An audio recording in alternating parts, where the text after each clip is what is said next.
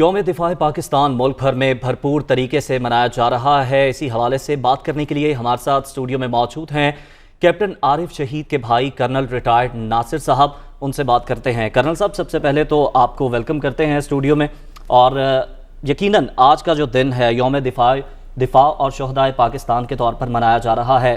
سبھی کے لیے، پوری قوم کے لیے یہ دن بڑی اہمیت کا حامل ہے، لیکن جس گھر میں شہداء ہوں ان کے لیے تو یہ کچھ اور ہی جذبات رکھتا ہے، کچھ اور ہی معنی رکھتا ہے یہ دن۔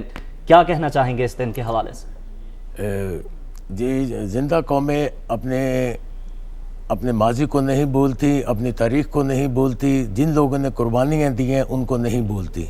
یہی قوموں کی شناخت کی نشانی ہے۔ کیپٹن عارف شہید 1990 میں ہجیرہ کے مقام کے اوپر انڈین کے ساتھ کراس فائر میں شہید ہوئے۔ بڑی ایمانداری کے ساتھ، میرا سب سے چھوٹا بھائی تھا، بڑی ایمانداری کے ساتھ، دل جمعی کے ساتھ اور ایک جذبے کے ساتھ وہ نوکری کر رہا تھا، اور اس میں اپنی ڈیوٹی انجام دیتے ہوئے اس نے اپنی ڈیوٹی نہ ہوتے بھی ہوئے فارورڈ پوسٹوں پہ گیا، بارڈر پہ گیا، جبکہ اس کی ڈیوٹی ادھر بنتی نہیں تھی۔ صرف وہ جذبہ اس کو ادھر لے گیا، جس میں رات کو انڈینز نے جب دیکھا کہ یہ کچھ پوسٹیں بنا رہے ہیں، انہوں نے کراس فائر کیا، اور کیپٹن عارف شہید جو ہے وہ دشمن کی گولی لگنے سے زخمی ہو گئے، اور اس کے بعد جب ان کو ہاسپٹل لے جا رہے تھے تو رستے میں اس نے جام شہادت نوش کر لیا۔ یعنی کہ انہیں آرڈر نہیں تھے، یہ ان کا اپنا جذبہ ایمانی تھا، لڑنے کا جذبہ تھا، وطن کے لیے کچھ کر گزرنے کا، جس کے باعث انہوں نے وہاں پر خود اپنی ڈیوٹی، اپنے فرائض سر انجام دیے۔ وہ یونٹ میں ایڈجوٹنٹ کی ڈیوٹی کر رہے تھے، اور ہیڈ کوارٹر میں ہوتے ہوئے ان کو فارورڈ پوسٹ پہ جانے کی ضرورت نہیں تھی، لیکن اس دن انہوں نے کہا کہ میرے دستے، میرے جوان جا رہے ہیں۔ قائدانہ صلاحیتوں نے ڈیمانڈ کی، اور اس نے بضد ہو کے اپنے سی او سے اجازت لی، اور بارڈر کے اوپر اپنی پلٹونوں اور نفری کو لے کے چلا گیا تاکہ جو خندقیں کھودی ان کے سامنے مائل فنڈ لگا سکیں، جس کا انڈینز کو اندازہ ہو گیا کہ پاکستانی ادھر کچھ کر رہے ہیں، اور انہوں نے دبا کے فائر کھول دیا، اور ایک گولی ریکوشٹ ہو کے اس کو سینے میں لگی جو اندر ہی رہ گئی۔ اچھا کرنل صاحب، کچھ یادیں تازہ کرتے ہیں۔ یقیناً بھائی کی بھائی سے ایک تعلق بہت گہرا ہوتا ہے، تو ان کو اپنے زندگی میں کیسا پایا؟ ان کا ڈسپلن کیسا تھا؟ کیسے زندگی گزاری انہوں نے؟ عارف جو ہے وہ بہت شریف تھا، اور مجھے اس پہ گلہ بھی تھا کہ یہ اتنا زیادہ شریف بندے کو نہیں ہونا چاہیے، کیونکہ یہ دنیا بڑی سخت ہے، فوج کی زندگی بڑی سخت ہے۔ ہم نے ایک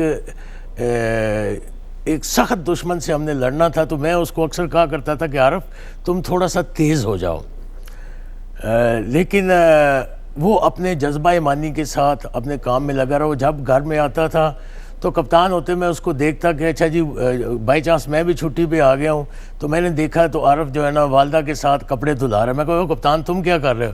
کہتا اماں کپڑے دھو رہی ہے، میں ان کے ساتھ دھو رہا ہوں۔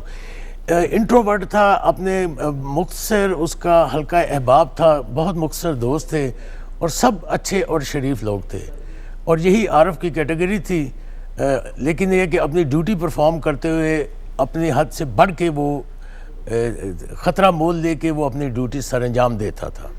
کرنل صاحب، بالکل آپ نے اپنے بھائی شہید کیپٹن عارف کی زندگی پر بھی ہمیں بتایا کہ وہ کس طرح کے تھے اپنی نجی زندگی میں۔ آپ سے جاننا چاہیں گے کہ آپ بھی سرو کر چکے ہیں فوج میں، کس طرح سے کن چیلنجز کا سامنا کرنا پڑا، کن کن محاذوں پر رہے؟ کچھ اپنا سفر بھی ہمارے ساتھ شیئر کریں۔ میں اس میں بڑا لکی رہا کہ جب میں نے 83 میں یونٹ جوائن کی ہے، تو پہلے تو زوب میں نے یونٹ جوائن کی، لیپا میں رہے، کشمیر میں رہے، تھر میں رہے، سیاچین پہ رہے، ساری جگہوں پہ مجھے موقع ملا۔ سب سے بڑا جو زندگی کے چیلنجز تھے، ایک تو سیاچین کی نوکری تھی وچ واز ٹو ڈیمانڈنگ، کہ اس میں جذبہ ایمانی کے بغیر آپ نوکری نہیں کر سکتے۔ جب -10-15 ٹیمپریچر ہو، کوئی چیز پکانے کی نہ ہو۔ ہمارے پاس گوشت ہوتا تھا جو ادھر برف میں اس ٹیمپریچر کی وجہ سے جم جاتا تھا، جو چاقو یا تھوڑے ہمارے ہیں وہ بڑی مشکل سے ان سے ہم چند بوٹیاں اس سے نکالتے تھے، اس کو ابال کے کھاتے تھے، ورنہ چنے ابال لیے یا ٹن پیکنگ میں جو کھانا آتا تھا ہم وہ کھاتے تھے۔ وہ وقت بھی ہم نے دیکھا، بار بار دشمن کی بمباریاں ہمارے پاس اوپر آئیں، راکٹس آئے، لیکن جذبہ ایمانی سے یا اپنی انر ایگو کی وجہ سے اس وطن کے لیے ہم نے وہ وقت گزارا۔ پھر اندر جو میجر چیلنج میرے سامنے آیا وہ تھا 2005 کا زلزلہ، کہ صبح روزہ رکھا ہے ہم نے، نماز باجماعت پڑھی ہے، سو گئے ہیں، 8 بجے زلزلہ آیا ہے، اور ہمیں نہیں پتہ چلا کہ کیا ہے۔ जब मैं उठा हूँ तो ज़मीन थरथरा रही थी, कोई चीज़ समझ नहीं आ रही थी। थोड़ा सा बीच में वक्फा आया, मैं बाहर निकला, फिर मुझे नहीं पता मैंने जूता पहना कि नहीं पहना। मैं उधर से पहाड़ के ऊपर से सीधा दौड़ते हुए अपनी यूनिट की तरफ आया कि मेरे जवान इधर मौजूद हैं। पीछे पीछे सदीक वेटर जो है ना मेरा जूता लेके आ रहा था कि सर आप चप्पल तो पहन ले। मैं को चप्पल को छोड़ो, उधर गए, खैर बंदों को देखा, बंकर गिरे हुए थे, उनको निकाला है। 10 बजे तक हमने तकरीबन 16-17 डेड बॉडियाँ निकाल ली, 150-200 ज़ख्मी थे वो संभाल लिए। It was a big challenge. और जब इस चैलेंज से 11 बजे फारग हुए तो फिर उस वक्त एकदम सेकंड थॉट हमें आई कि ये जो हमारे इर्द गिर्द वादी में हज़ारों लोग जेलम वैली में रह रहे, उनका क्या बना। यूनिट को इकट्ठा किया, उनको लेक्चर दिया, उनको मोटिवेट किया।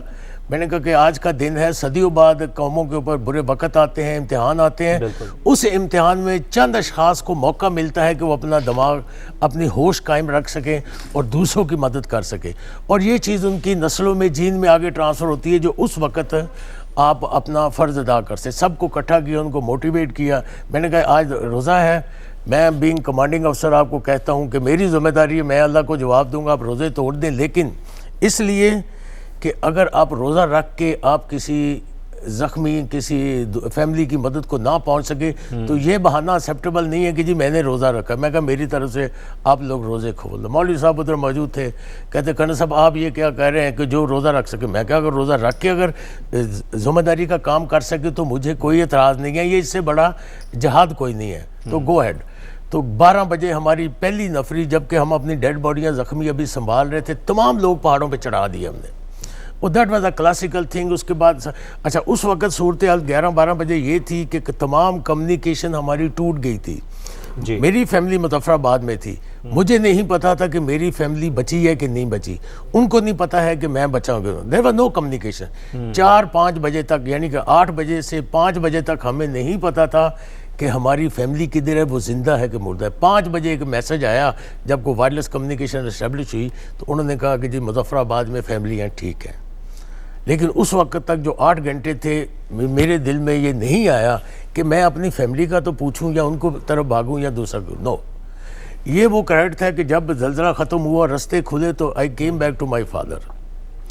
मेरा पहला क्वेश्चन उनसे यही था कि मुझे बताएं कि हमारा ख़ानदान, हमारा बैकग्राउंड क्या है, कि उस वक्त जब मेरे पास 400 जवान है, 20-25 जेसीओ हैं, 12 अफसर हैं, तो I could see the people in टर्माइल के वो जो नेचुरली ज़ल्ज़ला इतना बड़ा डिज़ास्टर था, हर एक ने नहीं देखा। तो वो क्या चीज़ थी जिसने मुझे साबित कदम रखा कि मैं अपनी ज़ात को छोड़ के मैं उन जवानों को बंकरों में और पत्थरों से निकाल रहा हूँ, डेड बॉडियाँ निकाल रहे हैं, ज़ख्मी निकाल रहे हैं, कि जबकि दिल में सदमा था कि पीछे फैमिली का क्या बना, वी डिडंट नो। तो I asked my this pertinent question to my father कि भाई मुझे बताएं कि हम ये जो वक्री टाइप का काम हमने किया है या उस मौके के ऊपर हम साबित कदम रहे हैं, तो पीछे हमारे क्या पूरी ख़ानदानी लड़ चलती है। बिल्कुल, और आपने बिल्कुल एक ख़ानदान की तरह आपने अपने फैमिली के बारे में नहीं सोचा और पूरी डेडिकेशन के साथ जो वहाँ पर लोग थे कोशिश की उनकी मदद की जाए। यकीनन शहादत है मतलूब मकसूद मोमिन, ना माल गनीमत, ना किश्वर कुशाई। कर्नल साहब आपका शुक्रिया अदा करेंगे, बहुत शुक्रिया, आपने दुनिया न्यूज़ को वक्त दिया और अपने भाई कैप्टन आरिफ शहीद की निजी ज़िंदगी और जो उनका सफ़र था उससे मुतालिक भी हमें बताया, अपने कुछ जो अहम वाक़यात थे आपके करियर के दौरान वो भी शेयर किए। आपका शुक्रिया अदा करेंगे। Thank you.